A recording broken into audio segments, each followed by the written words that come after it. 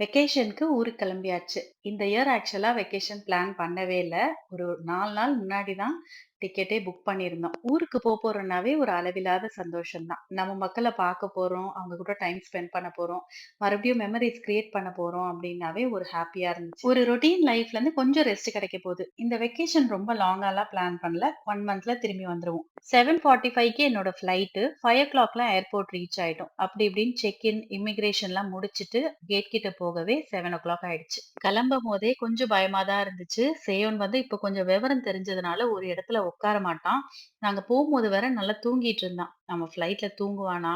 என்ன பண்ண போறான்? அப்படின்னு கொஞ்சம் பயமாவே இருந்துச்சு. ஃப்ளைட் ஏறதுக்கு முன்னாடி கேட் கிட்டயே கொஞ்சம் டைம் இருந்துச்சு. அதனால சேயோனுக்கு டின்னரும் குடுத்து முடிச்சாச்சு. ஃப்ளைட் ஏறி ஒரு 1/2 அன் ஹவர் அமைதியா இருந்தான். அதுக்கப்புறம் ஏன் அழுதான்? எதுக்கு அழுவுறான்? ஒண்ணுமே புரியல. அழுதுகிட்டு மட்டும் தான் இருந்தான். எப்படியோ சமாளிச்சு தூங்க வச்சேன். கொஞ்சம் கூட தூங்கவே இல்ல. அவங்க அண்ணன் எவ்ளோ விளையாட்டு காமிச்சும் கொஞ்ச நேரம் தான் சிரிச்சுட்டு இருந்தான். அதுவும் கொஞ்ச நேரம் தான் தாக்கு பிடிச்சது. அப்புறம் 10:00 தான் தூங்க ஆரம்பிச்சான்.